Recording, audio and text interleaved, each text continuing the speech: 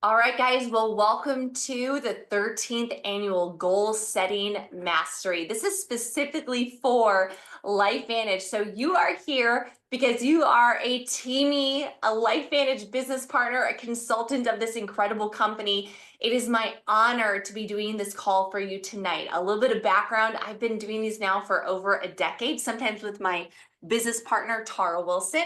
But it's just me tonight, and we're going to be sharing everything goals, why you hit them, why you don't, and how we can make sure that 2025 is set up to be an extraordinary growth year for you. So, you want to do yourself a favor? Yeah, that's me. I'm your host. I call this my Barbie photo. I've never looked like her a day in my life. My name is Pekarek. I'll introduce myself here. I'm an executive consultant for and a diamond seller with LifeVantage. I've been with the company for just over 9 years now. And if you want to let me know, how long have you been with LifeVantage? Go to the chat. Let me know. Has it been 3 days, 3 weeks, 3 months, 1 month? June, 5 years for Michelle, 7 years, 8 years, couple months. I love seeing that. So we got newbies and veterans alike.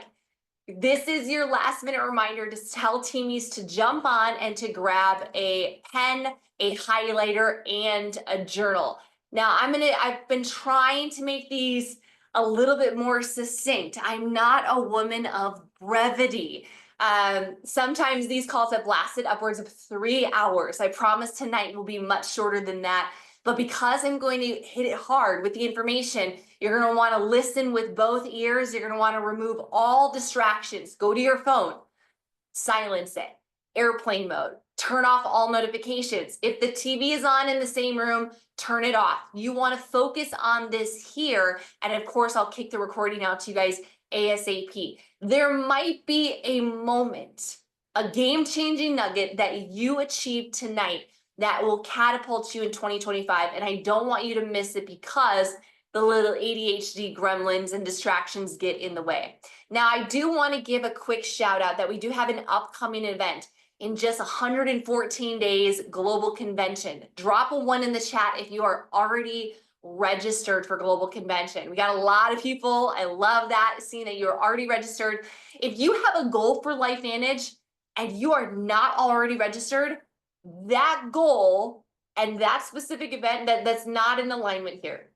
If you have a goal to build your business in 2025, you must be in Salt Lake at the Salt Lake Palace with us at the convention center for global convention. This is the must attend event every 18 months with LifeVantage. It is your chance to get early bird pricing. I believe that they've extended that through January, so get that early bird pricing right now. It is a multi-day event.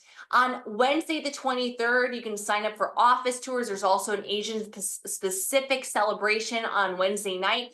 On Thursday, you can sign up for more office tours if you'd love to see the headquarters in Lehi, Utah. And the store opens. We also have a leadership meeting, and on Thursday night, the welcome party. So fly in on Thursday for most people, and we'll see you guys at the welcome party. All day Friday, all day Saturday is training, masterminding, breakout sessions, recognition galas, a whole heck of a lot of amazing events, and of course, team meetings. So step one is get registered and make sure that you get your convention ticket. And step two, you want to make sure that you book your hotel, okay? Step three, obviously, we're getting to the point where it's time to book your flight. Flights are still incredibly cheap. Do not wait till the last minute. Don't say, I'm going to wait, I'm going to budget. Like, guys, you'll save yourself a ton of money getting your tickets sooner rather than waiting to the last minute and having to fly some wonky flight with a ton of layovers or at premium pricing. Now, if this is our first introduction, drop a two in the chat if you and I have never met. If we've never met personally, drop a two in the chat. If this is our first call together. Hey, June, I love it. Hi, Shanine. Glad that you're here. There's a lot of new people. Guys, my name is Rachel Pekarek, and I love Jesus. You're going to find that throughout kind of the conversation. It's who I am. It's what I do. It's in my being. It's just what it is. Now, this is not a religious conversation, but I just always share it. This is a fact about me. I love God. And it really weaves into everything that I do, into my brand, because I am just obsessed. So I'm a college dropout. I worked in retail. and a couple of dead-end jobs before I found my way into network marketing. I've had a crazy health journey. If you guys have gone through chronic illness or complications or autoimmune, I get you. I see you. I've had over 40 surgeries in my life, including most recently a C-section with my IVF baby Cashton. And I'm from a crazy dysfunctional blended family. And fun fact, I have 6 siblings. I have 4 brothers and 2 sisters. So we put the fun in dysfunction. And a little fact about me, I cannot watch movies more than once. I can't do it. If I've seen it, I don't want to see it again, unless it's a classic. How many of you guys love Shawshank Redemption? How many of you guys love like Forrest Gump or I don't know, any of those like really classic movies? Titanic, I can see over and over again. But typically even then I have to go like years without seeing it. So I'm not a big movie buff at all. My first company in this industry, I started completely offline. And I struggled. I did all the offline things. I did networking events. I did Chamber of Commerce, and those things work. I did trade shows. I was at every single major event in Chandler and Phoenix, Arizona, building my first company, but I couldn't generate enough leads. It wasn't until 2008 and 9 that I was introduced to digital marketing, or as we know, like social media now. And that's when everything changed for me as a network marketer. By 2011, about 18 months in, I had built a small brand of about 5,000 subscribers to my mailing list. I launched my second company that was weight loss, and we went from 0 to over 4 million a month in team sales in 16 months, became the #1 female income earner at that company. I was 27 years old. Over the last decade, I've been so privileged to lead a team called Team Heart. Where's Team Heart in the line? Shout out to our special teamies. This is the LifeVantage call, but shout out to Team Heart. We've done over $200 million in global revenue, and that has made 7 figures. So that's a little bit of like the stats. That's the stack of who's sharing this information. So if we're brand new to each other, I want you to know that I know goals, I set goals, and I get goals. And so me teaching you here tonight, there is moral authority when it comes to building a business. How many of you guys want to build your business? Drop a 3 in the chat. You want to build it big, wide, deep, strong, residual, lasting, leverage, family oriented, family focused. You want to build a business that you love and that loves you back. That is something I can say, bottom line, without a shadow of a doubt, I have done over and over and over. And I give all the glory to God. And I'm so grateful for my teamies for making me look good. Over the last couple of years, I've been super blessed to become a sought after speaker, not only inside the network marketing industry, but outside of the industry as well. I've taught companies, corporations, I teach teams outside of LifeVantage. So different teams and team leaders across the industry contact me, and I actually teach the organizations, run mastermind Zooms in my very, very, very spare time. But this is the most interesting fact about me. I'm a mom, and about 17 months ago, almost to the day, I gave birth to this perfect little cherub. His name is Cash, and I gotta say he might be the cutest thing I've ever seen, mostly because he's a duplicate of my husband. So if you believe in prayer, I prayed all pregnancy long that I would have a mini Tony. I think the prayers came true because God took that very literally, and I duplicated my husband. So Cashton, 17 months old, he is my life, my world. And because of him, he's now why I'm part-time. So I do this business very part-time, a couple of hours a week. And I'm so grateful to have a business that allows me to do that. Now, together tonight, we have work to do. How many guys are ready to do work? Say, I'm ready. I'm ready to do work. If you came here just to be informed, that's great. That's noble. If you came here to be entertained, I'm sorry. I'm not sure how I'm going to do here tonight. Let me know. But if you came here to do work, if you are ready for 2025 to be your best year yet, if you're saying, you know what, 2020 was whoa, 2021 a little bit crazier, 2022 slightly normalized, 2023 and 2024 kind of wondering how to get your footing, but you're now saying it is time for you to set, use, and achieve goals. Say, I am ready in the chat. We're not only going to set goals, but we are also going to create a plan to prevent self-sabotage. But first, we have to look back at the past. This is a phrase that I use often in business. You want to write it down, called audit. I audit my bank account. I audit transactions. I audit profit and loss. I audit my relationships. I audit my time. I audit my spiritual practices. I audit my diet. Even recently, I had a bunch of wonky things happening with my health. I had to make crazy adjustments to supplements, different foods that I was consuming to make my health a lot better. Auditing is kind of like taxes. You really do a deep dive and a review. So let's take a moment, open your notebook. Hold up your notebook. Let me see it. Let me see it. Let me see it. Let me see those journals pop them up, popping up, and write 2024 at the top. We're going to audit 2024 briefly and really. I want you to be raw with me here. There's nobody looking at your page. There's nobody looking over your shoulder. Nobody's going to ask you for your answers, so answer them correctly. What goals did you have in 2024? Write them down.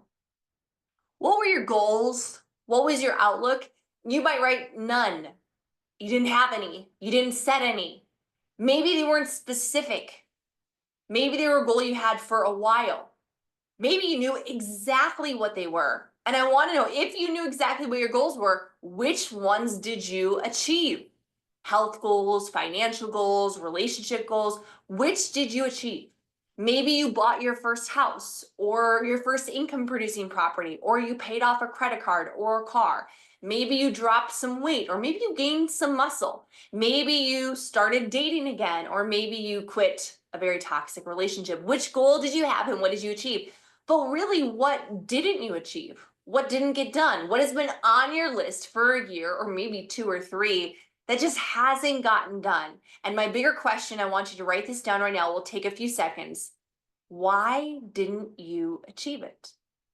What has been the one reason, the one nagging goal that's kind of been on your mind, in your heart, sitting there on your shoulder, like, I need to get this done? Why didn't you achieve it? Was it because you didn't have money, or you feel you didn't have time, or you feel you didn't have support, or you didn't have belief? What was the main thing that tripped you up in 2024 that didn't work for you? Now, it is important to be aware of this, because if you are aware, Linda, Sarah, Jean, if you know, okay, this is why I didn't achieve it, then we can tackle that obstacle face on.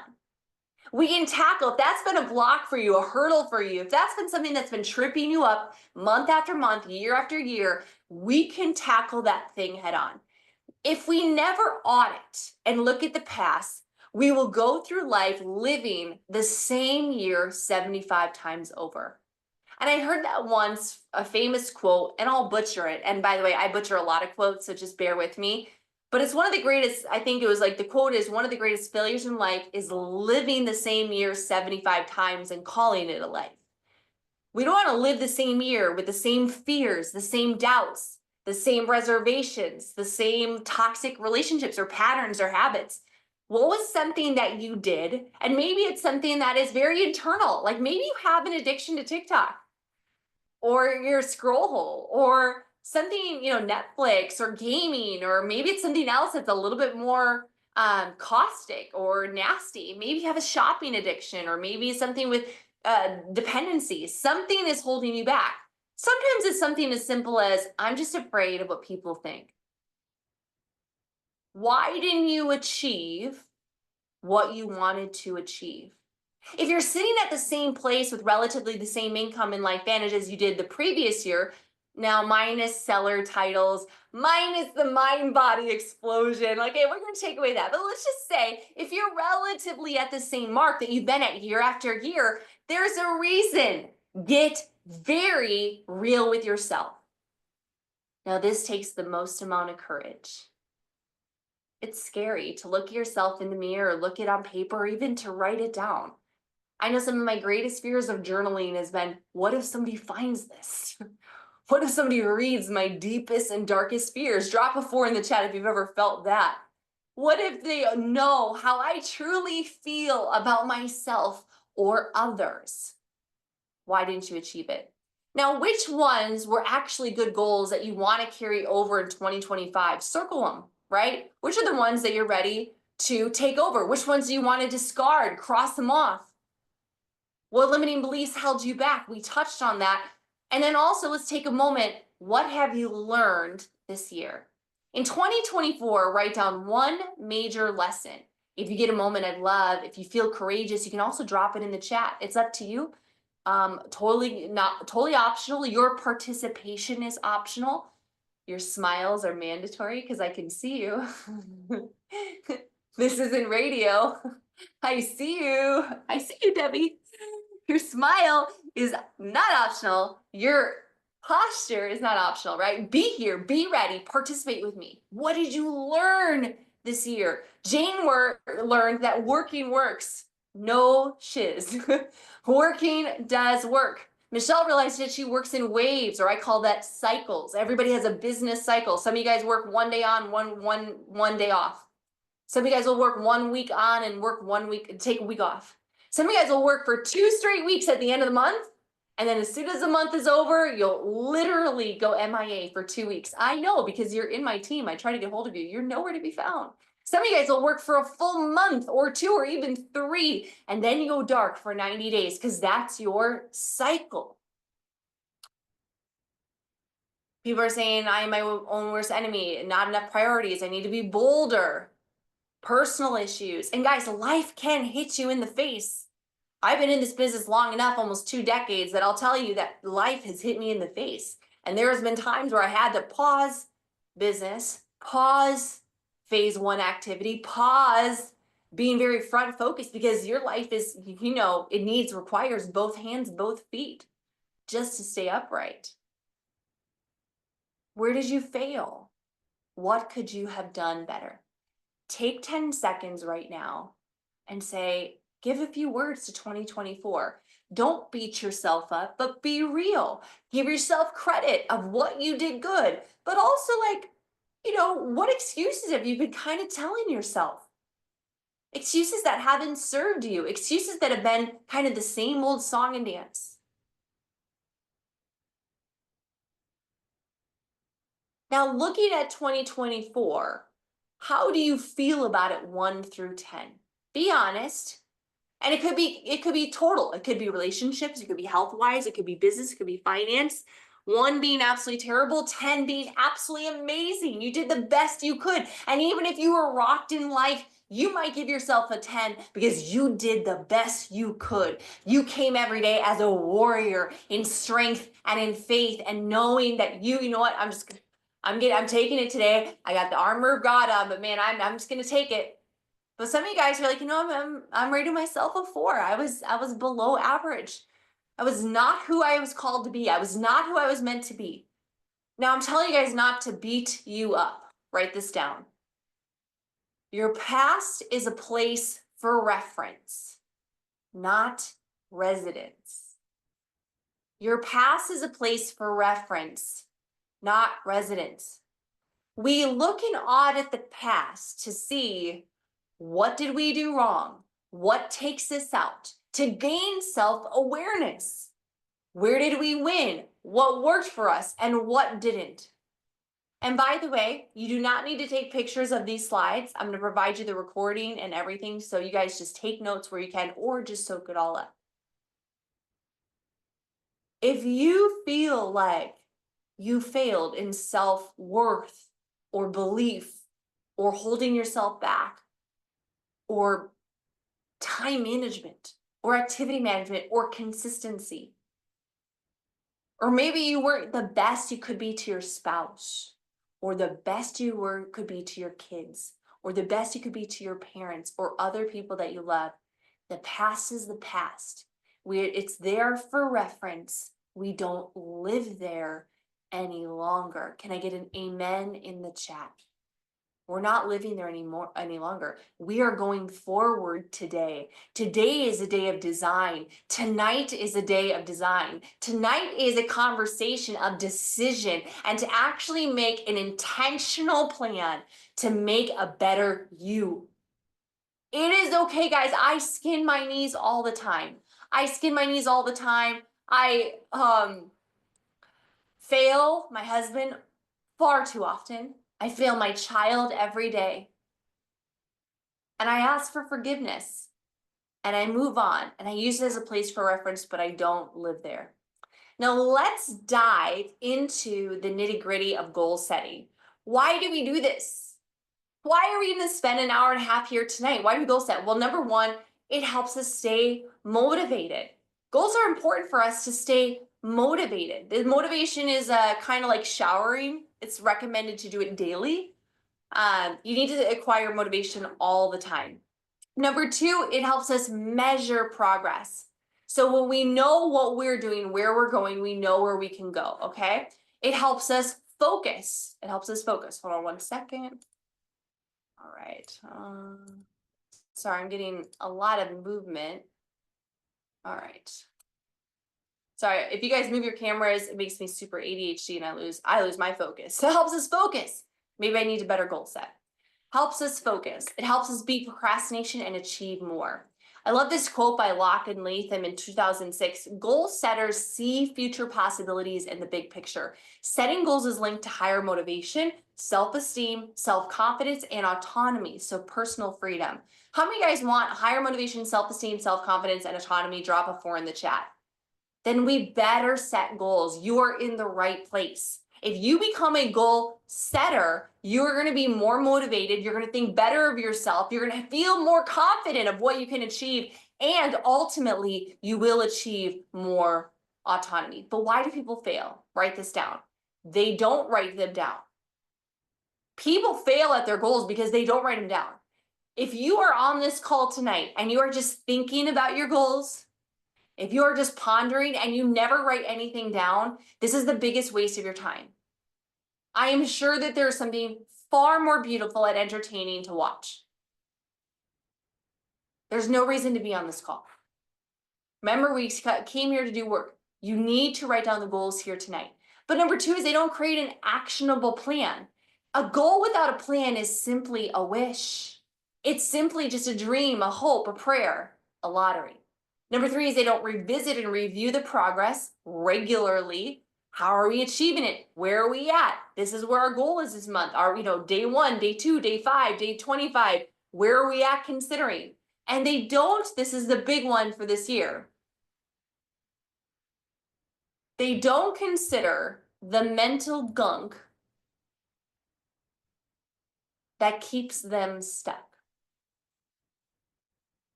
I've done this now my 13 years. I've done this 12 years. And this call is a little different because I'm going to spend more time in the mental gunk. A little bit more time in the 6 inches between your ears. Because do you guys agree with me that that's the main reason why you don't hit your goals? You guys agree that that your mindset and everything that's going on in your head and how you feel about yourself and how you feel about your goals and how you feel about the outcome likely has a greater indicator of whether you succeed or not. We got to take that. The good news is, guys, we're going to be doing all that, or at least starting it. We're going to scratch the surface because mindset is a lifetime game. It's kind of like golf. You never really master it. Your handicap just gets better. Okay. We're going to start this. We're going to begin it today. Now, I don't want you, Sarah, to be simply a goal setter. Nanette, Dolores. Oh, Dolores, that's my middle name. I want you to become a masterful goal getter. That's supposed to say goal getter, by the way. I have ADHD. And part of ADHD is I don't see details. I don't see typos. So there's going to be like 17 typos in this presentation. If that bothers you, get ready. I don't see it. My brain doesn't see it. I just go and I type and I make and off to the races. I have a lot of proofreaders around me, but there was no time here today for that. I want you to become a masterful goal getter, not just a goal setter. How many guys you do get down on yourself? You set goals, but you never follow through. Or you set goals, drop a 5 in the chat if this sounds like you. You set goals, but they aren't exciting enough for you to actually take action. Or you get started, but you really fail to finish. Or maybe you're stuck in social media highlight reel. Or maybe even outside social media to your friends or family or coworkers or church friends. You see everybody else, they seem to be living a better, brighter life than you. And you beat yourself up for being lazy. If you could just hit your goals, here's the truth, write this down. You are most likely not lazy. It's true. Most people are not lazy. Here's the truth. They are either sick or they are unmotivated.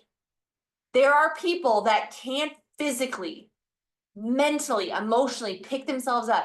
They are dealing with hormonal issues. They're dealing with chronic illness issues. They are dealing with major deficiencies or gut dysbiosis, all the things that affect all the neurotransmitters. And they just cannot find motivation because their body is simply out of sync. They are not activated. Okay. There are people who are sick, but then there's people who are unmotivated. Here's the good news, guys. You're not lazy. You just haven't found what trips your trigger. This is what's so key in life. I deal with people all day long who do struggle to pick up the phone or pick up the messenger, whatever it might be nowadays, right? Or fail to follow through for more than a couple hours or days or weeks. And it's not that they're lazy. They do many things very, very well. It's just that the goal that they're going for is simply not motivating enough. It's just not exciting enough. It's not enticing enough. The comfort zone that they are in is not discomforting enough. It's not shocking enough. It's not painful enough for them to move. So we don't have to deal with your laziness. We need to deal with your motivation. Now, here's proof. What if I told you to run a full marathon and I'd pay you $1,000? Would you do it? Drop a 1 in the chat. If I gave you $1,000 to run 26.2 miles, how many would do it? Rochelle would do it. Okay. Karen, Stephanie. All right. Okay, I give you $1,000. You're going to run 26 miles. Do you know how much training it takes to run 26 miles? At least 90 days, probably closer to 6 months. Especially if you're a little older. If you're younger, I would say 3 months. If you're a little older, 4 to 6, or else you will pull a major injury, something you might deal with for the rest of your life. This is no big deal, right? So a couple people said 1,000. Now, what if I increased it to 5,000? How many of you guys would do it? How many guys for 5,000? Drop 5 in the chat. For 5,000, you would do it. Karen said yes. Danielle said yes. Stephanie said yes. Some of these are the same people that would have done it for 1,000. If I paid you $5,000, you would run 26.2. Do you know how far 26 miles is? I need you to think about some of the towns nearby, and if you want to grab your phone, Google how far that town is away. And maybe it's a route you always do. Maybe it's your commute. You pull up your commute. It takes you forever. You realize it's 7 miles. And I'm asking you to essentially do that 3.5 times. Running in tennis shoes. 5,000? Andrew Davis said 5K almost did me in. Heck no. Now, what if I upped it to $100,000? If I gave you $100,000, most people pay to run. My husband is a marathon runner. He's run, I don't know, about 20 full marathons and maybe 20 halves, somewhere around like 40 races. I've run 2 half marathons. Whoa. There we go. My husband's a runner. I'm a racer. 2 different things. $100,000. Type in 100,000 if you would do it. How many guys would do it? $100,000. This would be, guys, think about this. You're training 5 to 6 days a week. You're cross training. You might be investing a little, probably more in supplements, more in food, massage therapy, cryotherapy, cupping, PT if need be. $100,000. You guys might do it, right? How many guys say no way, not even for $100,000, no way? And then mind you guys, this is if you're capable. If you're in a wheelchair, if you got 2 knee replacements, bone on bone, I get it. But how many guys you're physically capable, but say no way? Say no way, you're physically capable, but no way, not interested, no way. Okay. What if I said I'd pay you $1 million? How many of you no ways now would be in? How many guys are like, yep, I'll do it. 26 miles. I didn't put a time limit on it. I didn't say you had to complete it in a specific under 4 hours like my husband does, which is pretty fast for a big guy. My husband's like 6'4", 230 pounds and runs a half or a full marathon in 4 hours. It's crazy. $1 million. Here's the point I'm trying to make. It's not that the goal or that outcome or that you're lazy. It's just that it wasn't worth it to you. It wasn't enticing enough. It wasn't motivating. So the carrot at the end of the goal, the outcome, the actual medal for you guys, the t-shirt, my husband gets asked, it was so funny. My husband does run a ton of races, right? And we've traveled a ton. We've gone all over the country. He's ran all over the world. He's done a marathon in Denmark, marathon in Iceland.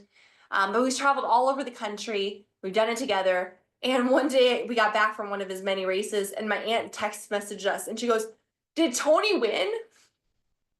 And I'm like, "Well, no, but I mean, he did pretty good in his like age class or whatever." And she goes, "Does he get money for that?" I said, "No, no, no, no. He pays money for that." It's just like, it just didn't register. Like, why would anybody put their body through such misery, right? It's for the accolades. So for some of you guys, for most of you guys, would you agree, say yes in the chat, that the actual fact of running the marathon isn't worth it enough? The medal, the t-shirt, the banana, the beer at the end, it's not worth it. The photo on Facebook, it's just not worth it. 99.5% of the population would agree with you. Half of the population will run a full marathon. A 0.5% will run a half marathon. 1% will run a half marathon in their life. So 99.5% of the population says, I'm right there with you. The medal is not enough for me, but $1 million. It's not always that you're lazy. It's just the fact that you haven't quantified what you could get at the end. If this is making sense, say I get it, say I got it, that it's not about lazying. It's not the goal. It's that the reward or the outcome isn't motivating enough. So your goals have been flaccid. Your goals have been limp. They're not exciting. And for many of you guys, they're goals that aren't even yours. They're goals that your upline gave you. They're goals that your friends gave you. They're goals that you think that your parents would give you if they're even still alive. It's trying to make mama proud or daddy proud or Mima proud. It's trying to prove something wrong to somebody or prove something right to somebody or try to like make a point and they don't even care. Some of them don't even remember who you are. It's not that the goal, it's that the reward of the outcome isn't motivating enough. So goal setting has failed for many of you guys because you've set really lame goals. How many of you guys would agree? Say, I agree. The goals are lame. The extra $1,000 a month to go MC1 just isn't that exciting enough. Because your husband makes bank, or you got a good retirement, or you have a pension, or you have Social Security, or you have everything paid off, or you're really not that much of a struggle. Like you set goals because it looks like the next thing in line, or because everyone else is doing it, but it's not that exciting for you. 2025 is not the year for you to conform any longer. It's the year for you to transform. And it's a year for you to step into everything that you were called and God designed you to be. It's a year to stop playing small. It's your year. Do you realize that thousands of people have been invited to this call? And 333 of you are here? Do you not realize that you are here for a purpose to hear this information? And to get a light bulb moment to say, you know what? I'm beating myself up. I've been setting lame goals. I've been letting the mental gunk take me out. No longer. Let's talk about the mental gunk. How many of this sounds familiar? Drop it in the chat. Fear of failure. The idea of setting a goal publicly to tell people you're going to do a business, you're going to be something, you're going to achieve it. I'm going to make it work, mom. I'm going to make it work, dad, or buddy, or sister, or spouse. And then you're publicly humiliated or disappointing people who thought that maybe you go a different path and you're doing one of those things. Or maybe it's just even fear of success. I know a lot of people are fearful of having success. I was in the beginning. I was so afraid of making money. You know why? Because I was afraid that people would start asking me for it. I was afraid that I would get hit up nonstop for people asking for money. And guess what? It happens. It does. But it's worth it. You figure out how to give, when to give, where to give, and how to say no. It's just part of the process. It wasn't worth being a college dropout failure my whole life because I was afraid of it. I had to overcome that. Now, what about imposter syndrome? How many of you guys feel like you're doubt if you're worth it? You're afraid that what if I hit executive consultant 1 this year and then everybody in my team realizes I'm a complete farce? Drop a 5 in the chat if you're worried about this. They are worried, like, if I become a leader, what if they finally see through it and it's a mirage and I really can't lead them? Here's the newsflash, guys. You don't need to be perfect to be a leader. You just need to be about 1 chapter ahead. You need to be about 1 chapter ahead of your MC3s to be an EC1. Can I use the language of LifeVantage here? For you to be an EC1, you don't have to be a presidential in mindset and leadership and skill that if you were, you would be there. But as EC, as long as you're about like 1 chapter, a couple pages ahead of your MC3s, you can lead them. A chapter ahead in skill and mindset, a little bit of experience and wisdom, a few more failures under your knees and knuckles. How about perfectionism? You're afraid that you're going to do it, but if you don't do it flawlessly, the anxiety just cripples you. I thought I slayed perfectionism. If you'd called me 2 years ago and said, Rachel, you are just such a picture model of personal development. What have you mastered? And I'd be like, oh my gosh, I really mastered perfectionism. And then I had a baby. And then I had Shugs. Shugs, you're not allowed. No Shugs. You're not allowed, Shugs. That's my English bulldog. If she comes in here in 2 minutes, she'll be snoring and I won't be able to pay attention. How many of you guys had a new level of revealing when you had children? Drop a 6 in the chat. You're like, I thought I knew myself and then I had a baby. Wow. I thought I was like, I was like the queen of personal development. I am self-aware, I am consistent, I am positive, wow, I get over things really quickly, I'm fluid, I'm excellent, I'm great at what I do. And then I had a baby, crippling postpartum anxiety. Everything. And nobody told me that I had anything going on with me. So it was going on for months and nobody said it was weird that I was tracking every bowel movement in a notebook. And I was tracking every time I'd feed, if it was the right or the left breast or both, or pumping and how much. Nobody told me that was postpartum anxiety or that like I would freak out if he didn't get the exact nap at the exact time. Nobody told me. I just thought I was a freak. That's when I went radio silent for a little bit. It's like nobody knows. How about ignorance? How many guys have the mental gunk of ignorance? Like, where do I start? What do I do? How do I build a business? How do I do Instagram? How do I do Facebook? How do I do people? How do I talk to people? What do I say? What do I invite? How do I send a customer? How do I send a cart? How do I talk about my body GLP-1? I don't even know what GLP-1 stands for. How do you say tandem? Is it NRF2 or NRF2? What is glutathione? Where do I even start with this business? I always have the mental gunk of resource constraint. I don't have enough time. I don't have enough money. Most people don't have both. They're like, I don't have enough time or money. You have been sold a really crap gig in life, let me tell you.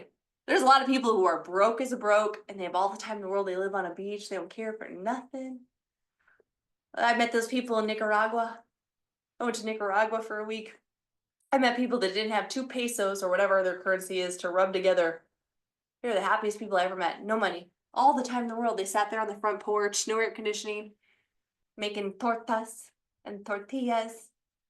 making homemade guacamoles and salsa and what is that yummy the shrimp and the lime sauce, ceviche. All the time in the world, happiest people I've ever met, no money. And then I met a ton of people that have all the money in the world, but they don't have much time. But they have a lot of money to make resources and impact. But the great majority of people have no time or no money. Who sold you that plan? We got to goal out of this. Got to goal ourselves out of that. Losing, how many of you are afraid of losing relationships? You're worried that if you succeed, that people in your life will look at you differently. Drop a 7 in the chat if you're afraid of not having enough resources or losing relationships. Or maybe you're concerned that you're going to take the wrong direction. I call this the risk of regret. Like, what if I go all in Life Vantage and I step away from this path or this calling or this career or this path and I make the wrong decision? Now, we are 44 minutes into this goal setting class. We haven't set a goal yet. We haven't written down a thing. You don't even I thought I was going to write down I needed to lose 20 pounds. Rachel, when are we going to get into it? What are you doing here? Guys, do you get it? This is it. If you get it, say I get it. It's not that you were bad at goal setting. You might not have had a plan. It's not that you're bad at goal setting. You might not have good habits. It's not that you're bad at goal setting. It's that you didn't find something motivating enough and you didn't deal with all the mental gunk, that's the cog in the wheel that rusts up the internal fire and the combustion engine inside of your soul that says, go after it, go.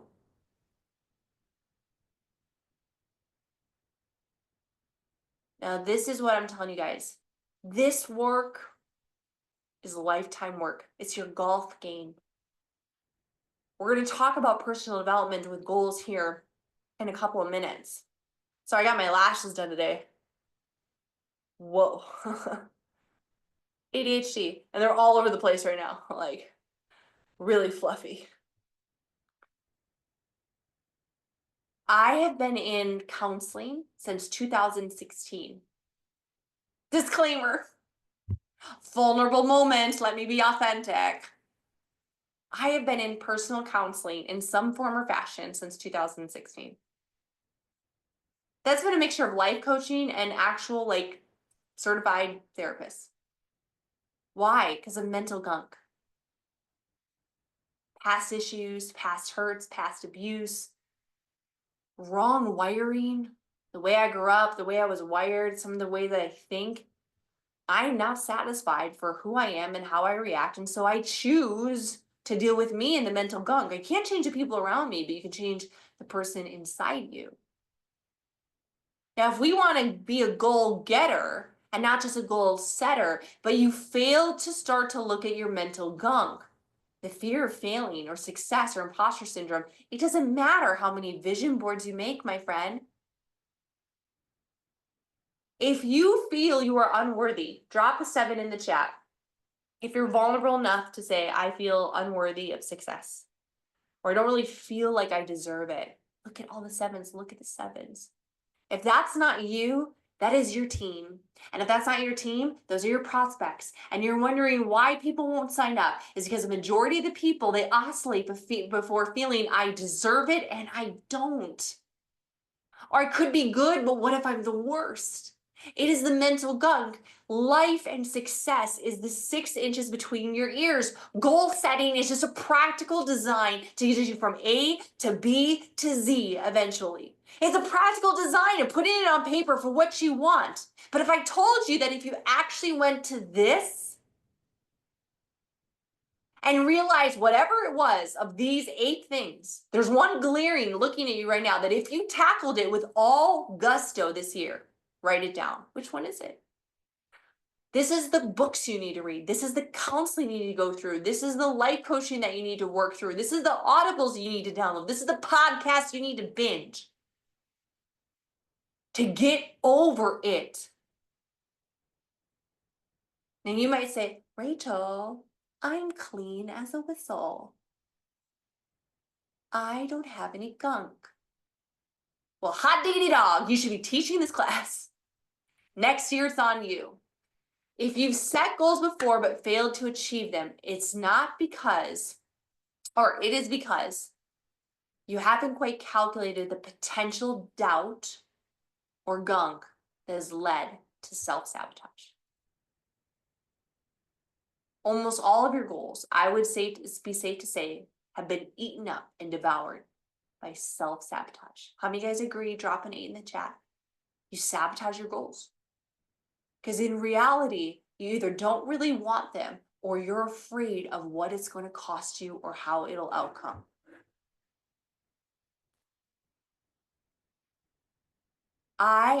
Majority of you, I'm not your upline. Isn't that awesome? I don't make money on you. And for those that I do make money on you, you all know that I don't need your money. The best part about being where I am financially at this point is that I don't do this anymore for money. I take the money. I love the money. I cash the check. Okay. Let's be clear. But I don't have to work. Here's the best thing. Where are my teamies at? Put my teamies in the chat. Where are my teamies at? They know I tell it to them straight. Madeline's there, Kristen's there, Debbie's there, Rhonda's there. Is it not true, my legends, that you're getting truth with love from me nonstop? Because I don't care to placate you through the business. I'm not here to dangle a carrot hoping you'll be in month after month. I'm here to transform your life. Whoa. I need to like Velcro this up to the... I get violent on my calls. I'm here to transform your life. I'm here for you to see it click. I'm here for you. You are on this call because you wanted to make a decision to make it work. All right, so take a moment right now in a journal. Put down your phones, turn off the TV, set everything aside. I want you to write down what is the overarching voice or tape or gunk that's playing in your mind about going all out on your goals.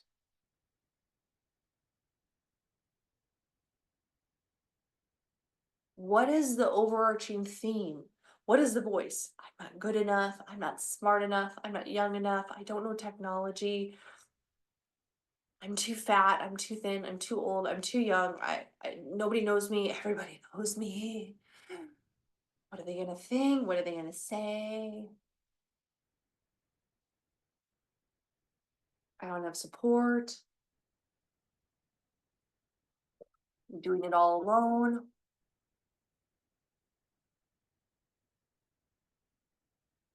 This freaking eyelash. It's gonna be the 13th annual goal setting. It's gonna be marked by the fact my eyelashes were too fluffy.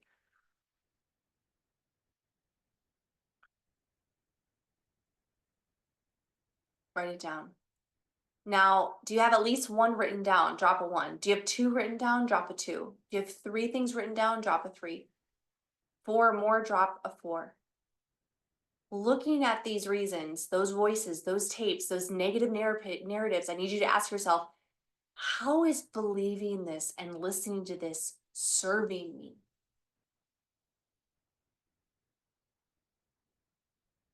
How is believing this rule or doubt or fear or law, even some of you guys have written it on like your heart as if it's a law, as if it's true, if it's legal, how is it serving you or the ones that you love?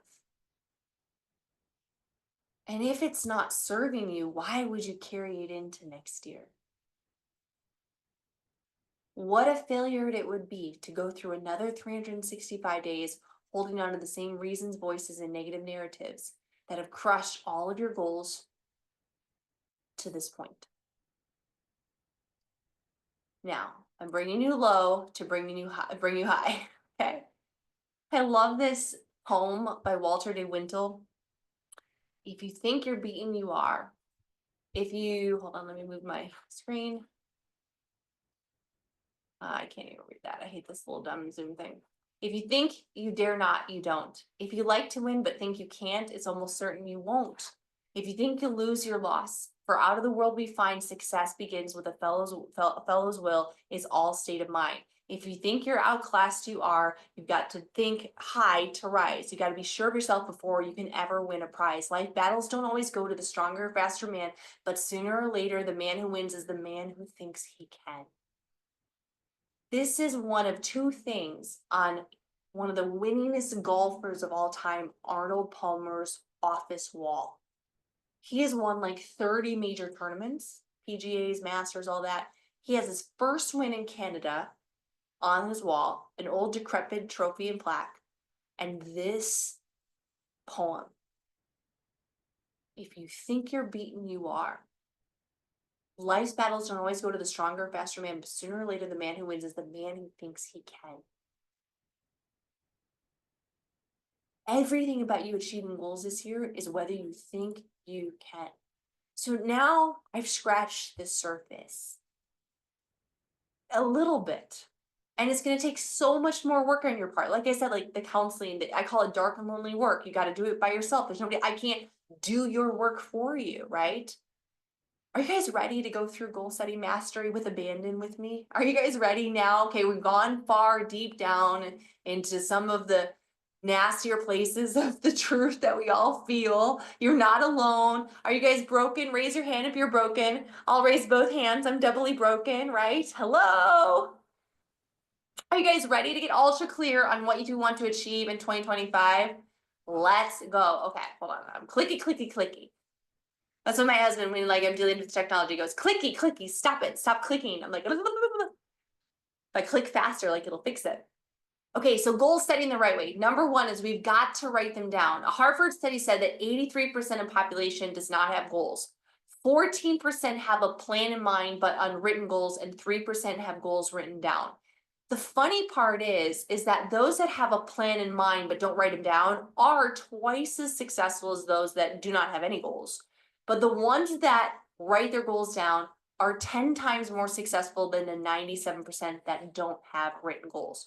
So what you got to take away from this is we got to get your goals written down. A University of California study looked at 261 people from all walks of life, and they found that those who wrote their goals and dreams on a regular basis were 42% more likely to achieve them. They wrote them down on a regular basis. So this is something that is not just once a year. It should be quarterly or even monthly, okay? I love this by Grant Cardone. I want to wake up to it. I want to go to sleep to it. I want to dream with it. I want to write my goals down before I go to sleep at night because they are important to me. They are of value to me. And I get to wake up to them again tomorrow. There was a period of time where I would journal every morning and every night. And a grand part of the journal was also gratitude. I was in a pretty dark state in my life. In my previous world, my ex-husband had gone through bankruptcy, foreclosures, lost a commercial building, sold his business. It was right when the economy crashed in 2008. And we were living through that and kind of moving from like house to house as we were foreclosed on. And there was a time where it's like we had nothing. We were selling, if it wasn't nailed down. I mean, I was sold my living room furniture to go to an event. So when I ask you, Andrea or Esther, Mitzi or Beth, if I asked you guys to come to Global, I want to tell you guys I sold my couch to go to Globals. Okay. So I've been there where you're making decisions of either I sit or I go to an event. And look at me now. And I'd write every morning, every night, things I was grateful for, but I'd also write goals down. I'd write goals of this is how many people I want to talk to today. This is how many conversations, this is how many presentations I want to do. I would always write these action goals and this I want to sign up this many people, or some results goals, and it really helped to see it over and over. Now there's 3 questions that will change your life before we get into goals, because these 3 questions I feel like will direct you. This is going to be your rudder. Okay, if this is the ship and we're on this big ship of goals together, these 3 questions can change your life, and we're going to go through them very quickly. The goal setting portion, guys, is like going to be 10 minutes. It's going to be like the shortest part of this call because we had to ramp up to the real work. Number 1, what does an extraordinary life and business look like to you? Write it down. Take 1 minute right now and just write it down. What does an extraordinary business look like to you?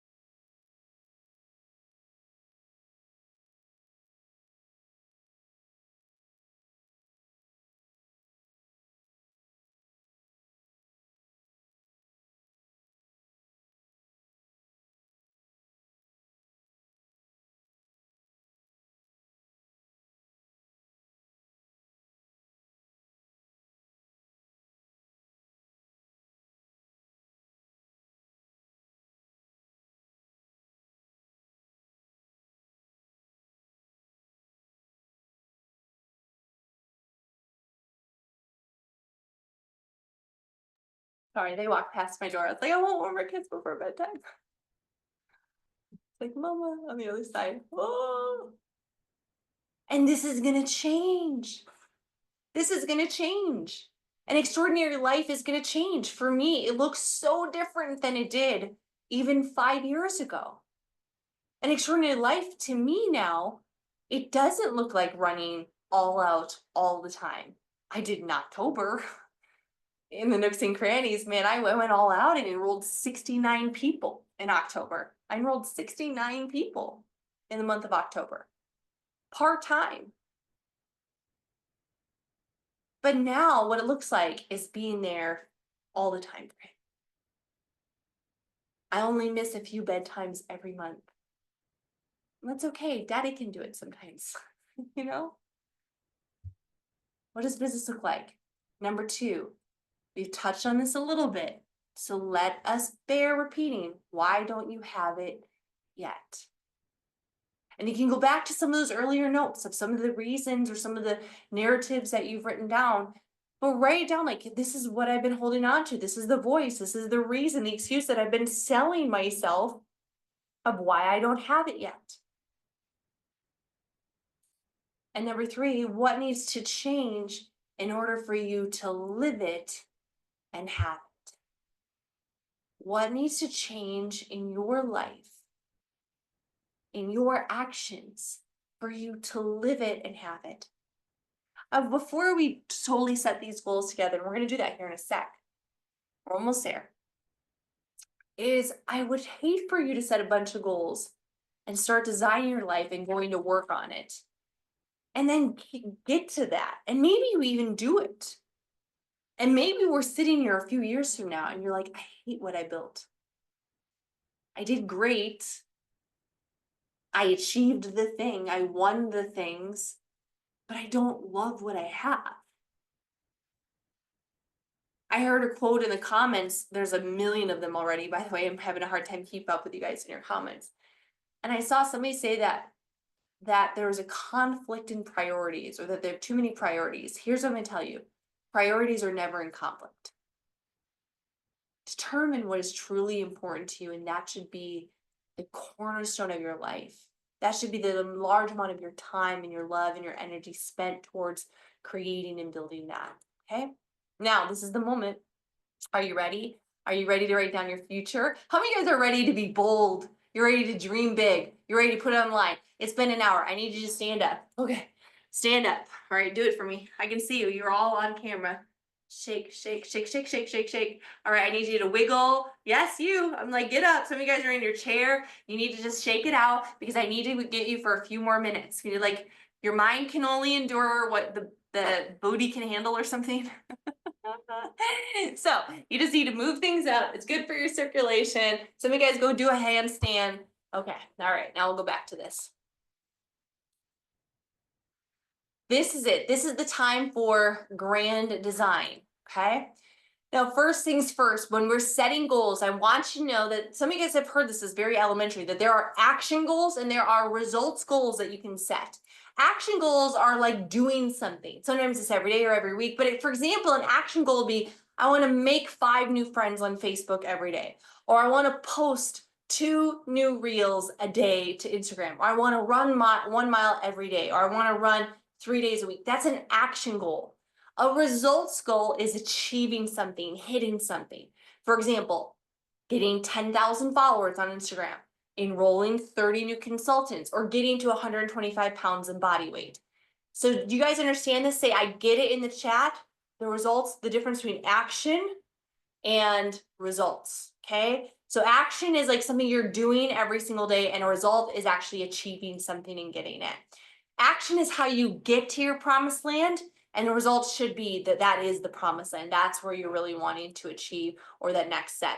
Now I've pared down, I used to do 8 categories. I've effectively, in life, always trying to get simpler, and I pared it down to 4. So we're gonna spend time on 4 different categories: health and wellness, relationships and service, personal growth and development, and then career and finances, okay? Careers and finances. So what we're gonna do Oh, and by the way, nothing becomes dynamic until it becomes specific. So your goals, I want them to be specific. Don't say, I want to lose weight.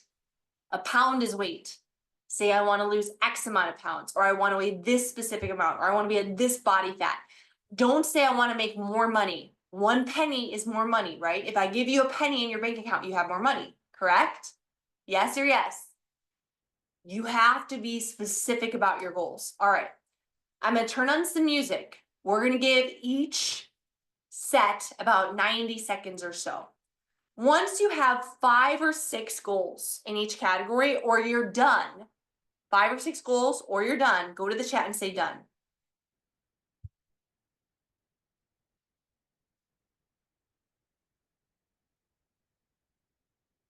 This is the time to start writing down. You write down your ideal weight, ideal body fat,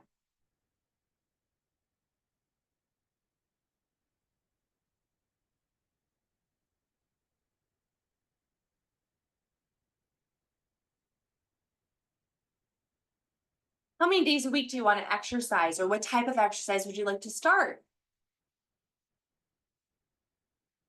Maybe you want to run a race like we talked so much about. Maybe not a marathon, but maybe a 5K, couch to 5K. Maybe there's blood markers you want to improve on, or get a full panel with a naturopath. Mold, toxins, heavy metals, you name it. How much muscle do you want to put on this year? How much fat do you want to burn? Maybe you're looking to upgrade your appearance, your brand. There's no judgment here. It's your goals. I'm not pro plastic surgery, but I'm not against it. Had it myself. Maybe you're like, yeah, no, I want that tummy tuck after 5 kids. Go for it, girl. Like that's your goal this year for wellness. Maybe you want to start physical therapy because you know I did physical therapy this summer for my back. It was awesome. And my neck. Maybe you want to cut a bad habit, fried food, sugar, alcohol, smoking, or all of the above. Maybe you have an ideal bedtime or wake up. You done? You got 5 or 6 written down? What products in LifeVantage do you want to be on? Not based on budget, but these are the ones that you want to be on. This is the stack, the products that you want to use. Maybe there's other things in your life that you'd want to include. All right. We'll stop there. Okay, guys, so you guys got 5 or 6. All right, I love it. Now we're going to move on to relationships, community, and service. Same thing. We're going to go about 90 seconds. Relationships, community goals, service goals kind of covers a few things. It's the people that you love, the people that you serve, people you want to be connected to. Maybe you have a goal that every week you have a family dinner date, or you eat dinner together 5 days a week as a family. Maybe it's date nights with your spouse. You guys have gotten off track with that and you want to reinstate that. I know this season in our life, we're blessed to get like 1 or 2 a month. Sometimes it's date nights with cash, but like when we could get those ones without, they're coveted. Maybe it's visiting loved ones near or far. My husband's grandpa passed away on Christmas. And it was really darling the last few months of his life, popping over several times. He was about an hour away, being able to spend time with them and watch football and have a meal. And it was really special. Maybe you have an idea for a special outings or a vacation. Or you're thinking of somebody that you really want to cultivate a relationship with.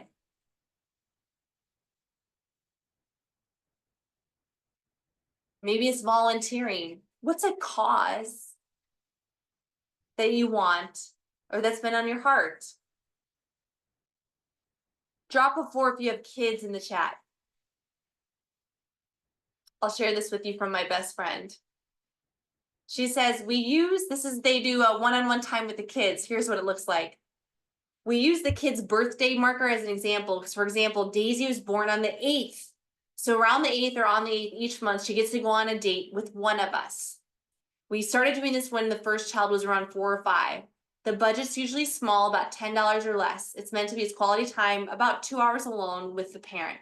Things like going out for ice cream or the Dollar Tree or fast food meal, or sometimes we bring board games to the park, or we play together at a restaurant, or maybe take a walk.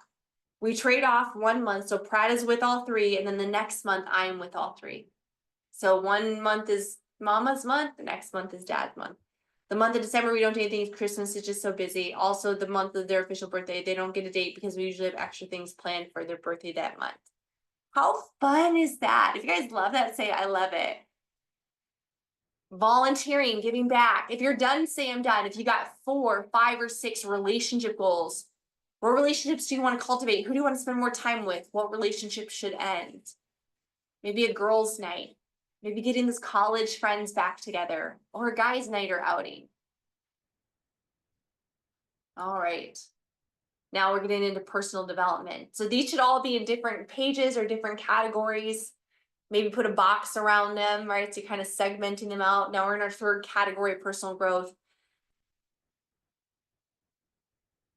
Your life begins to change when you change your inner thoughts and your inner being and your inner self. What are your goals for reading this year? It's almost like a lost art. I read every night, almost every night before bed. There are some nights where I'm just like, head hits the pillow, boom. there's nothing left. But to wind down even just a couple of pages, I have 2 books on my nightstand right now. I have a marriage book on love, and then I have a book on God's love for us. I think it's called Abba's Child by Brennan.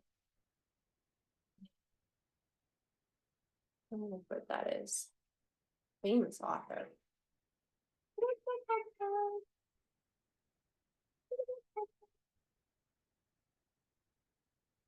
Abba's Child, The Cry of the Heart for Intimate Belonging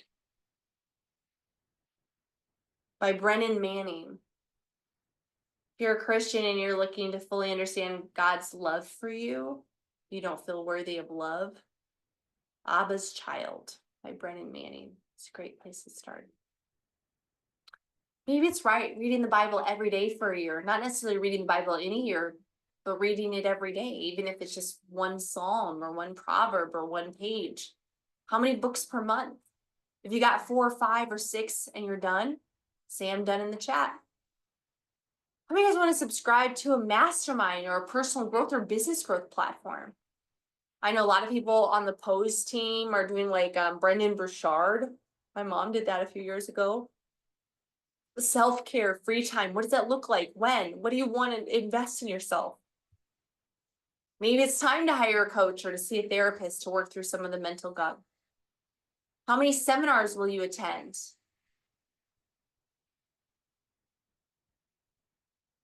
Awesome. And our 4th and final category, career, business, finances. Let's take about 2 minutes here. What skills do you want to improve or develop in your business? Or rank or seller title do you want to be, and by when? What date? Get specific here.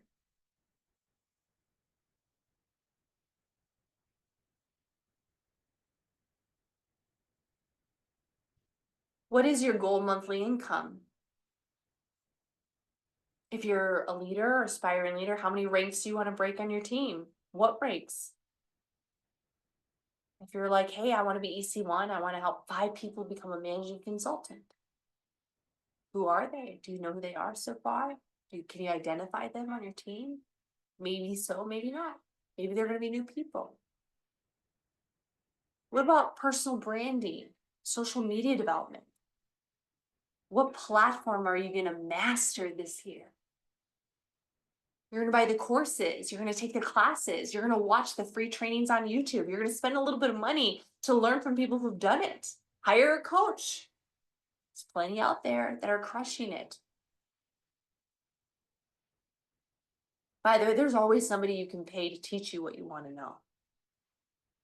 And there's also a ton of free resources. YouTube is it.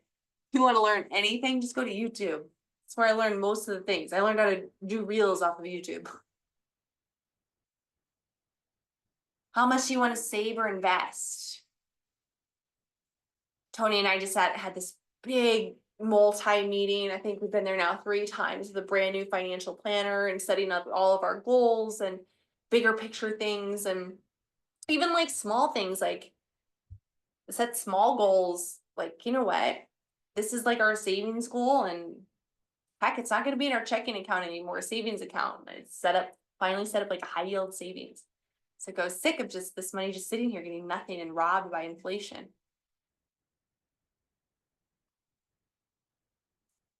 Maybe you want to set up your first 401k or your LLC or a new business. Maybe you have a book you want to write or a blog you want to start. Maybe you're in debt. How much debt do you want to pay off? Or maybe a big purchase. Write it down.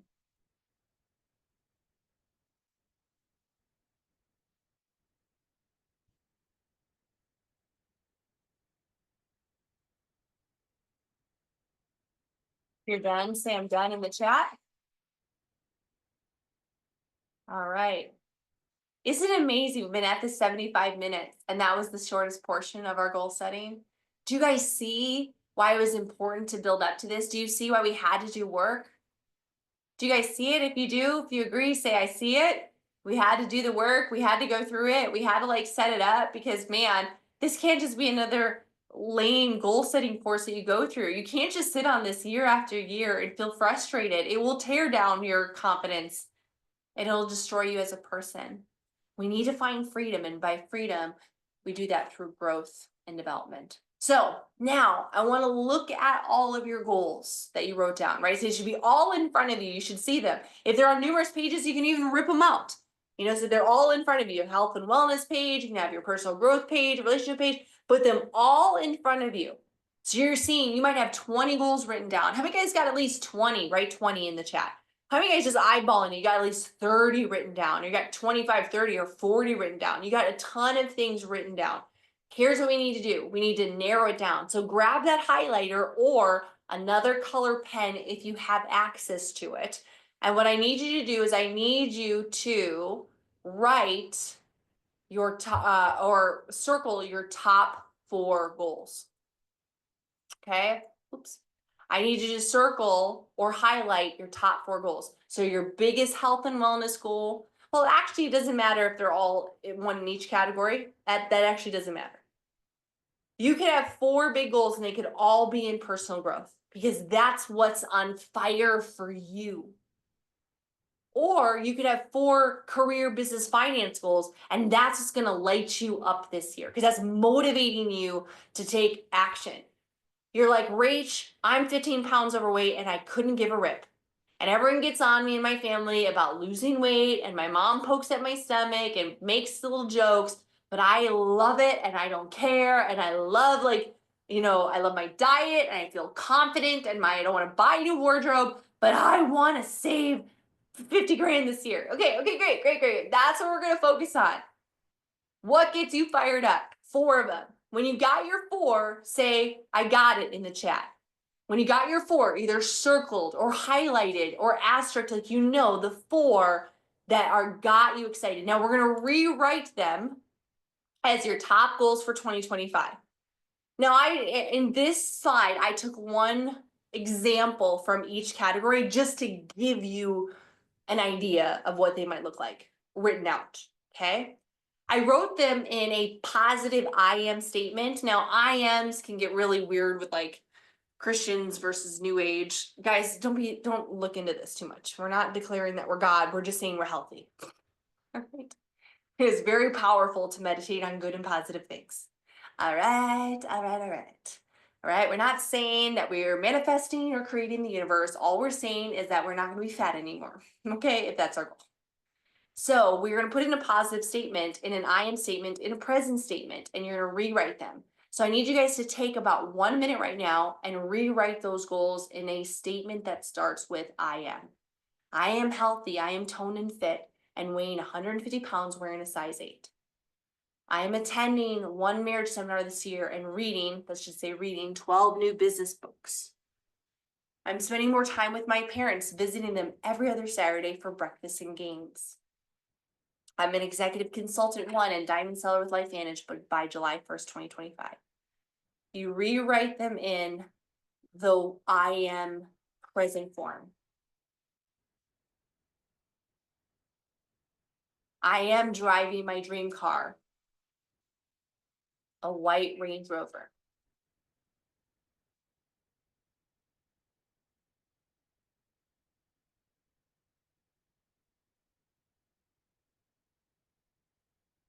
I've been madly in love with my spouse, going on one passionate date night every Friday.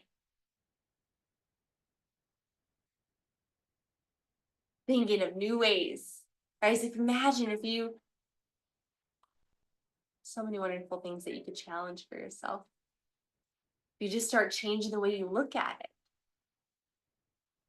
Rewrite them as your top goals. Put them on a whole new sheet of paper.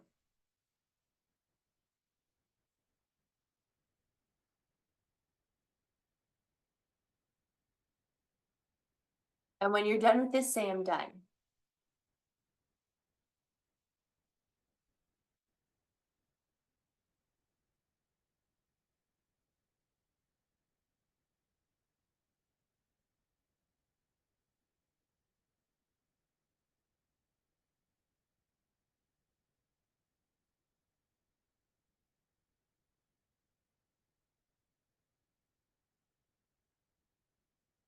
Give it 30 more seconds.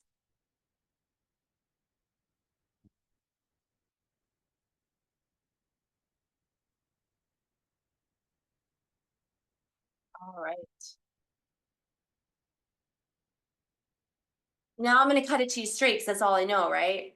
Is most of you guys, if you achieve one of these, your 2025 will be a massive success. If you guys agree with that, if you just achieved one of these things, you will have had a phenomenal year. Say yes in the chat. Like if just one of them happened, you'd be like, you know what? I'm gonna mark B plus for 2025. Like that is an epic year for me. That was way better than 2024.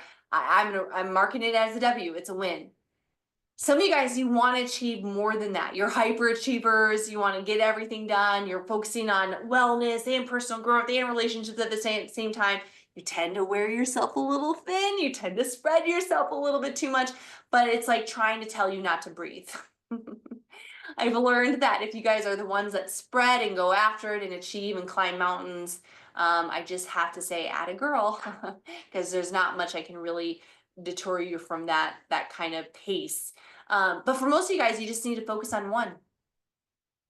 What's going to be the most meaningful? I want you to circle, if you're the type of person who's better at ultra focus, who's better at, who's needing a victory, instead of trying to go achieve it all, you just want to laser focus on one thing until it's done to replace and revive your self-esteem. If that is you, then I need you to circle that. If it's like, Rachel, I've been failing so long, I've been failing myself so long, my family so long, my kids so long, I've been saying I'm going to do it forever. I just need to get this done to recommit to myself and to know that I can do it. Just circle one. It might be two, might be three, might be four. Four is a lot. It's aggressive, but I wanted you to write them down. Okay. Now my question is, do these goals, 1, 2, 3, or 4, do these set your soul on fire? Do these motivate you? Are you getting excited about it? Like, truly tell me, like, is it like on 1 to 10? Is it exciting? I wish we could just do flame emojis. Can you give me like 10 flame emojis? Like, is this really something that to your core, like, oh my gosh, I will think about it day and night. I will go to bed. I will research on this to figure it out. I will find mentors to teach me. I'm going to look for master classes. I'm going to figure this one out. Or maybe it's something so simple like spending more time with family. Like there will be nothing that stands in my way to make sure that I am there in my parents' senior years. Whatever it might be, are you passionate about this? This is how we come full circle of the dead, innate, flaccid, dumb, unmotivating goals that you've set year after year that don't get you fired up. You should feel like, you know what, in 2025, I'm ready to run for the hill for this. It's that important. Or it tugs at your heart, or you know that at the end of your life, if you spend the next few years doing this with this type of heart and servitude, that your maker will say, well done, good and faithful servant. It's not always about achievement, guys. That's why we made the thing whole full circle, mind, body, and spirit. It's not always about making millions of dollars. It's about you doing what you are called to do. That might be with family in this season of life. That might be in your health, so that you are here and healthy as long as you're called to this earth. Okay? Are you passionate about it? Now we have to set a plan to achieve them. Remember, we said people fail because they don't write them down, they don't create an actionable plan, they don't revisit or review, and they don't consider the mental gunk. Well, we've done most of this, but let's talk about the plan. You want to take your goal or goals and write an action and a habit to hit the goal. Here's an example. You can take a picture of this one if you want, because it's a lot. I don't expect you to write this down, take a photo. This is just a format. This is not exactly the plan. This is not even the recipe. This is just an example. If like Dr. Jeff wanted to hit EC1 by July 31st, just because Dr. Jeff and I talk about that a lot. It's like, what are some of the actions you would need to do? What are some of the habits that somebody would need to do if you're running on an executive run? Well, one would be removing distraction. You have action goals, steps, to-dos, things to cross off. Cancel cable, cancel Netflix, delete the apps that are competing with you and your mind and your time. Look at your screen time, right? Delete them, get rid of it. If you're not making money on Instagram, delete the app. If you're not using Instagram to generate leads and not figuring that out and really investing in that, delete the app. Same with TikTok. If you're not making money on TikTok and trying to actively figure out that app and making content every single day, if you're just scrolling, delete the app. Set hours. Talk to your family about new hours. These are things that you need to do. Like, write these down. I'm giving you a format that you need to do. This is your homework. Remember, I said I do some work with you, but the rest you have to do yourself. You might need to set up a home office. You've been working at your kitchen table or in a crowded dining room. I know a girlfriend of mine set her home office in her master bedroom closet. It was the only area of like 8 feet she could throw in a desk, and she could turn, and it'd be like quiet from all the kids and the husband and the distractions. Put a little light in there, put a computer in there, she's good to go. Maybe you need to rewrite your list, and maybe your actions are to get 3 people a day to watch the LifeVantage overview for 90 days straight. You want to do an executive run? 270 people is going to do it. Then the habits are like following like a daily tracker. Getting up an hour earlier, maybe before work, so you have more time to do prospecting calls or to send messages. Schedule a weekly mentoring with your upline or your leader, and maybe never missing a LifeVantage training. And that goes for Monday night calls. What day of the week are your team calls? Write them in the chat. Are they Sundays or Mondays? Some of you guys have different team calls. What day is your team call? Monday.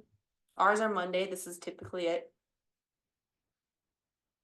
Never miss a team call. Never miss a LifeVantage training.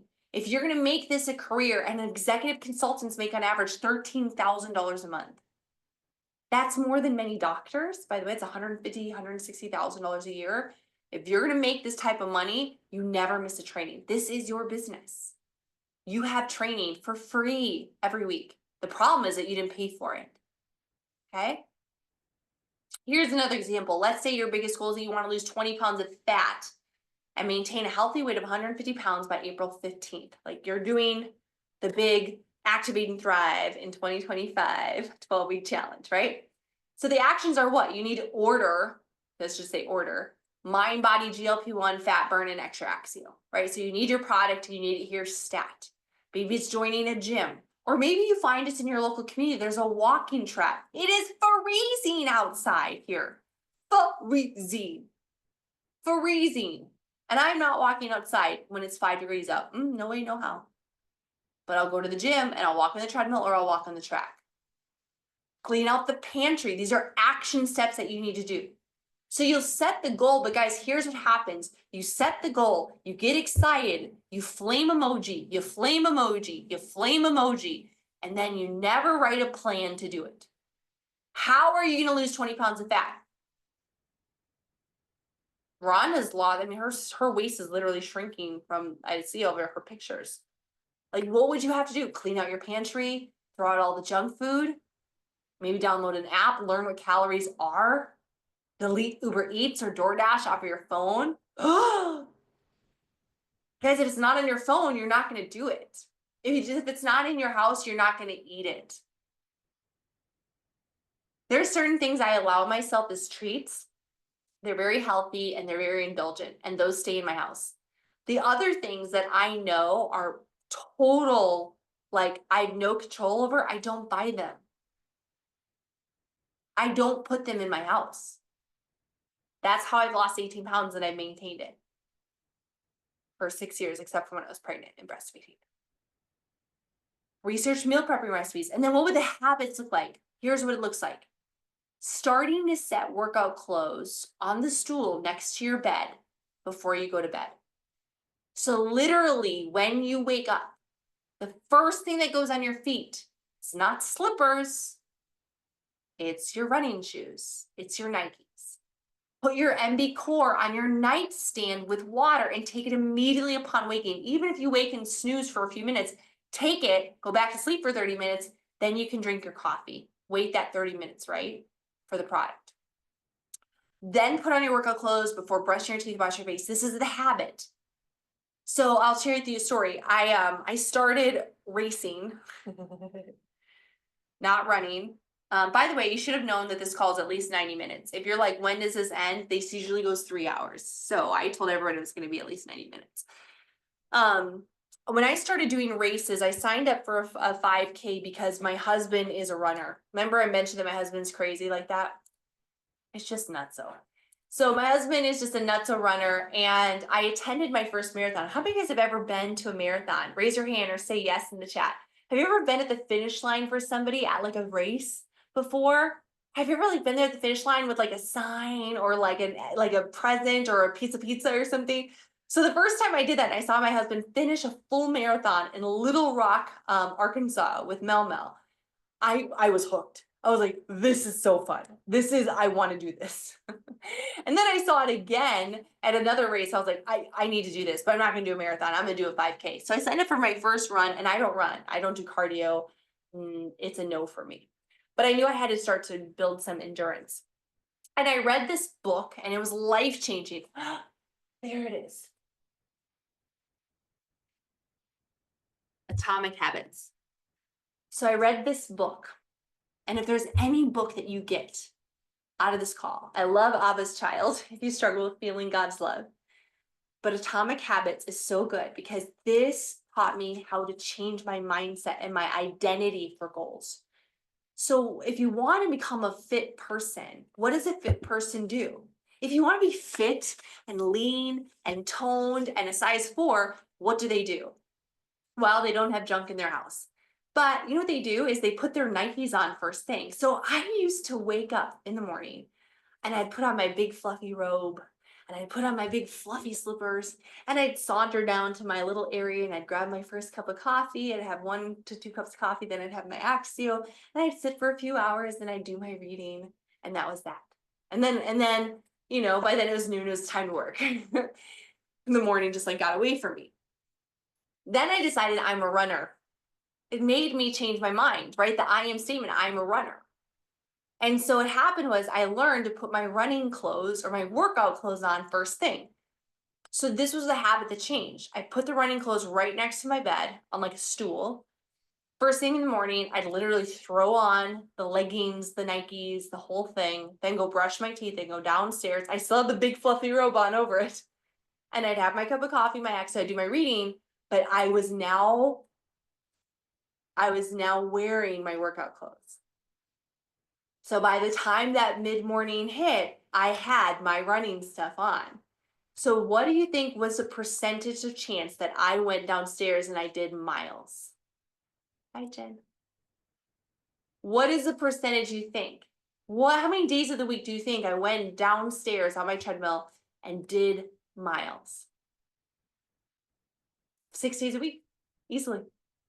Even if it was just walking for 3 miles, I'd walk for 3 miles. I'd do the 5K walking and I'd listen to a sermon 6 days a week, always. And no day is less than 10,000 steps because I was already dressed for it. And I got to the leanest, fittest that I'd ever been. All because I changed the habit. So put on your workout. If you want to be an athlete, I don't care if you're 300 pounds, start dressing like an athlete. It might feel weird at first, but you'll be that much more likely to go to the gym. Part of the habit might be when you get on your workout clothes, then get in the car with your Axio and start driving towards the gym. There might be some days you stop at Dunkin', but most days you'll hit the gym. And when you get to the gym, you scan your card and you go to the treadmill. There's some days you might only do 5 or 10 minutes on the treadmill and then call it a day and go back home. You're like, I'm not feeling it today. But most of the time, you're like, I feel great. I'm warmed up. I'm going to do the reps. It's the habits, the action plan behind the goals. The goal without the actions, the goal without a strategy, the goal without even a system, it's just a wish. Other tips, prep proteins or buy proteins. I do this a lot as well, as I'll buy proteins that are already prepped. So helpful. I'll buy like rotisserie chicken, pulled pork, pulled turkey in my local natural grocer, that I can like literally throw into anything. I'm not a picky eater. I think that's a big thing about healthy thin people. Like it doesn't have to be fancy or even that great. I can always make it taste pretty good to me. But like I'm okay literally putting like chicken breast on toast and a little bit of mayo and like some celery and like call it a day. And like a hard boiled egg or like a beef stick. But prep your proteins, prep your vegetables. If you need to buy the pre-cut stuff, if it makes it easier for you, do it for the time being until you can create the system yourself. Church, another example. If you want to start attending church or reading the Bible, research church. This is action steps. Pick one of church to attend. Go to the Get Connected book. Inquire about membership. Buy an NIV study Bible. Change your habits of what you do at night on Saturday nights so that you're able to be spry and up bright and early on Sunday, ready to go. Set out your clothes the night before. One of the biggest tips I ever had of reading the Bible every single day, because I've been asked this a lot. And again, if you don't want to read the Bible, replace that with a book you're important to you, right? So if you have a book that's important to you that you would like to read every day, just insert that where I'm saying the Bible, okay? For me, the Bible is important to read every day because it's holy scripture. It's the word of God that created everything, and that's who I want to learn from the most. So my Bible doesn't get put away. If you come into my house, literally 365 days out of the year, I had family in town. We've hosted 3 different sets of friends and family we've been in our house 10 days and we've had 3 hostings already because we're crazy. If you go to my kitchen table, the Bible is there. It's open.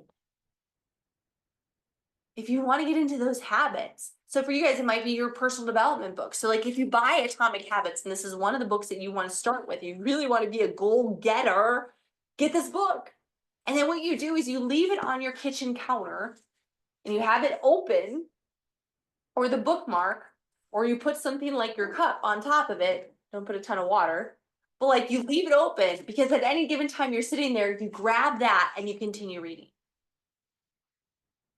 And I bet I don't think it was annoying to my husband ever because my husband has his Bible there too. He doesn't read as much as I do, but he reads quite a bit and he listens a lot. But I bet a lot of people come in and be like, she never puts that away. Like, no, it's that important. That's how I've created the habit. Now write this down. We're coming to a close. We're bringing it together. You lasted this long. I'm almost out of water. Ugh. That's a sign. In order to change your life, you need to change what you do, what? Daily. In order to change your life, you need to change what you do daily. It's the actions, it's the habits, it's the system behind the goal. The goal should be something that sets your soul on fire. But if you don't create a habit or an action step or a system for you to methodically get there, you're not going to run the marathon. It starts getting the shoes, getting the gym membership for the walking path or the running path, or finding areas to walk, getting the right equipment or workouts or the little Fitbit or what is my husband? I would say Gremlin, Garmin, the Gremlin you wear on your wrist. Now, as we close, the things that can go chef's kiss and make it that much easier for you to go from goal setter to goal getter. If you're still with me, say, I'm with you. If you're still here, you're hanging on, say like, I'm with you, I'm here, I'm taking this all in, I'm all in with it. Okay, good. Because I feel like I'm losing some of you. The chat gets quiet and I get nervous because I'm basically fed by interaction. Take a photo of your written goals, your action and habit plan, and then text it to an accountability partner. If it's a personal goal, this might be a spouse, a family member, or a best friend. If it's a business goal, this could be your upline or your teamies or your crossline, something that you're going to be running with over the next 12 weeks, okay? So from goal setter to goal getter is that you want to get accountable. And if you guys miss a slide, don't worry, this is recorded. Now, another way for goal setter to goal getter is to get aware. You want to review your top goals more than once and think about, again, the mental gunk that comes up, the fear of failure, the fear of success, the loss of relationships, and also create a plan to crush that fear or doubt in the face. Because you might be excited today, but the moment that you go to work on Monday, post-holiday, or maybe it'd be like Thursday, January 2nd is always like the day people really go back to work, right? I always know this because it's my birthday. My birthday is January 2nd. Nobody ever remembers it because everyone's back to work. Post-holiday, my birthday is just like lost in the clutter of it all. You're going to go back to work or back to the grind or back to life, back to reality. Oh, Teresa, I'm going to be 40. What? Wish I was wine. Oh, big 40. You're going to fall off that cliff of excitement and motivation. And you have to have a plan to crush all those things that have held you back. My favorite quote, and I say it on 42% of the calls I do.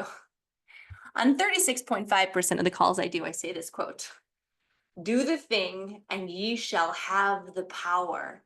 Do the thing and ye shall have the power. Meaning that when you get on the treadmill and you're doing the thing, then you'll be motivated. When you start making calls and making dials and reaching out to people, then you'll be motivated. When you start loving on your spouse or giving them kisses, then you're going to be in the mood. I'm telling you, you do the thing and then you'll have the power. Everybody's waiting for the power. They're waiting for the mood. They're waiting for the motivation. They're waiting to feel the thing when the answer is opposite. You do it. You take action. You take a step, and then you have the power. Now, from goal setter to goal getter, you can always get visual. I haven't always used this, but in the beginning I did. Actually, for many years I did. I probably did this until about 2019, 2018-ish. Maybe 2019 might have been the last time. So I'm not going to discount it. I'm just saying, there comes a point where you get really good at this. You don't need to get it in your face. If you're not good at getting goals, get visual. There's apps you can look at. You can make a vision board. I've done life maps where kind of you can see this on the right. This is Amber White's life map. And we did the same thing that we just did together. We did it in a 60-person mastermind in Indianapolis, Indiana. And she wrote, I'm a successful network marketer. I'm a 6-figure earner. I'm financially stable. Like, she's literally just like writing down all of her goals. She just hit 6 figures, by the way. So it was so cool. Like, she went back. This is hanging in her laundry room. And she's like, Rachel, I've been looking at this every day. I am a 6-figure earner now. I am a 6-figure earner now. I'm like, yes, you are. So sometimes you just need to get it in front of you. Sometimes you just need to imagine. I want you guys to take a moment, put down your notebook, put down your pen, and I want you just to begin to imagine what your life can begin to look like when goal getting comes to you with ease. When setting goals isn't an obstacle or fear anymore, but you actually set your mind to something, you're willing to put in the work, you believe in yourself, you partner with your maker, and you go and get it done. Oh, you imagine the confidence that you'd have, the self assurance, the impact that you'd start to make with other people. One thing that I love about finance goals and career goals and business, and here in Life Vantage, we can discuss this, is that money gives you options. And a lot of times, many of the things you guys are worried about right now, or that your anxieties are falsely kind of like riddled with right now, or your frustrations are, it's just because you just don't have enough resources. You're holding the ticket, and the answer in 2025 is Life Vantage. It's taking this business seriously and epically and giving it everything. Imagine if you went all out, all in with Life Vantage, especially with mind body. Imagine what your business could look like in 60, 90, 180 days. I want you to imagine waking up and opening up your phone after taking your MB Core course and getting on your workout outfit. But looking at your phone and seeing your volume has jumped another 5,000 points because now you have an international team and they've worked all through the night. Or auto ship subscriptions just ran on the 5th, 10th, 15th, or 20th, 25th. Imagine waking up when your body is done, when you're done sleeping, when you're rested, no more to an alarm clock because you have to get up. Oh, I long for those days. Post kids, right? Post babies. Imagine getting up without the stresses of wondering how you're going to make the bills, or rise in inflation, or pay for all the costs or medical needs that your family needs. What kind of house would you live in? You know, we just sold our house. We bought a house, remodeled it, made it a beautiful home. Didn't love where we lived. We sold it and then moved into this epic, beautiful home that I'm sitting in today.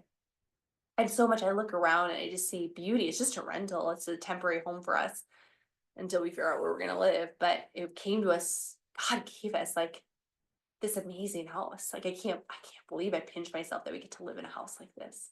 It's amazing. What would your bedroom look like? What would the amenities that you have? I've always wanted a coffee maker bar in my bedroom so I could just get out and go get my coffee and maybe go saunter back to bed. What kind of view would you have from your bedroom? Would it be prairies or oceans? Tell me in the chat. Would it be mountains from your house, from your backyard? When you open it up and get up into your day, what would be your dream? Is it a lake? Is it oceans? Is it mountains? A couple years ago, Tony and I bought a lake cabin in northern Minnesota. It's an absolute picturesque dream little cabin on a perfect little private lake. And the view from it's spectacular. It's west facing, so we get gorgeous sunsets almost every night. And we have almost 2 acres there. And every time I'm there, it's magical. It's mystical. It's serenity. Think about your mornings and your days could start. You're a goal getter.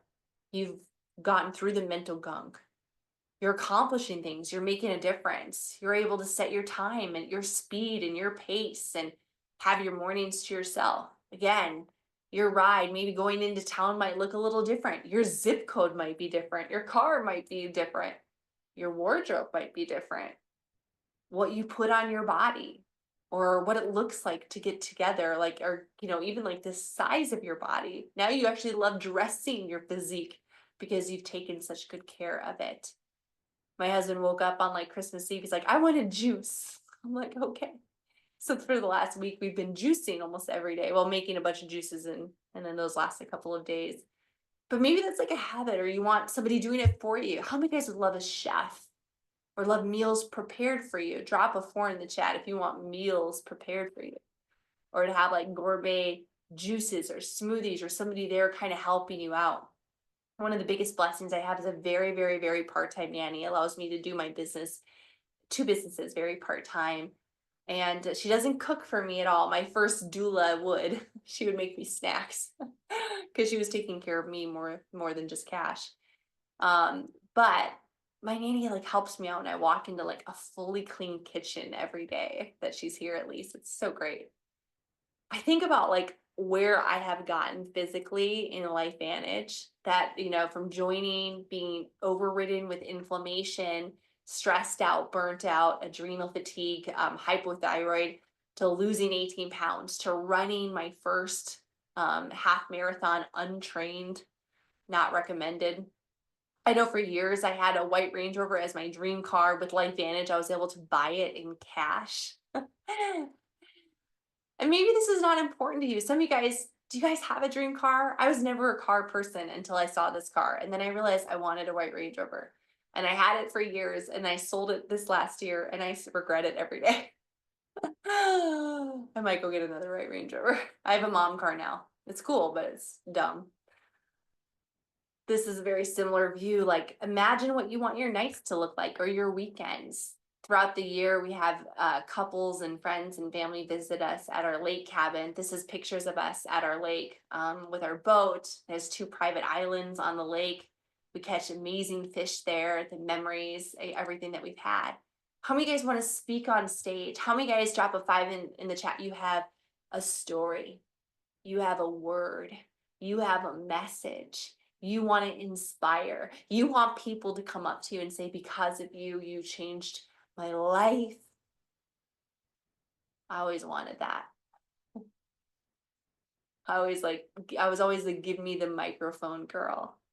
I've spoken at GoPro. I've spoken in stages 15, 18,000 people. I've spoken at every major LifeVantage event. It's been such an honor, and industry events as well, reaching the top of the comp plan. I share all this with you because goal setting doesn't just have to be a wish. It can actually be the key that you need for your dream life. And I just shared a brief, beautiful little moment of some of the glory that we've experienced as well. So I ask one thing. One, that you tackle your goals, your action and habit plan with gusto. But I ask a bit of a favor as well. If you loved tonight's training, go to my Facebook, it's Rachel Pekarek, my profile, and I did a post today about this training. There's a little shareable with me, and I want you to make a comment on that post and give me a testimonial. So you're like, I attended tonight's training, and tell me your takeaway, or tell me that you loved it, or tell me what was the thing that was really stood out for you. If it was something of value, if it was not, and you didn't love it, no worries at all. But that would be a favor back to me if this is something that you really enjoyed. So run to my Facebook. It's Rachel Pekarek, and it's the first post, or one of the most recent posts that are up there about the goal setting mastery. So I love you guys. LifeVantage, we went a little bit longer than expected, but I told you guys I'm not a woman of few words. So I love you. I appreciate you. Thank you for the happy birthdays and all the love in the chat. I saw the love for Cash as well. The guys, this call is officially a wrap. And don't hesitate to reach out if you guys have questions. God bless.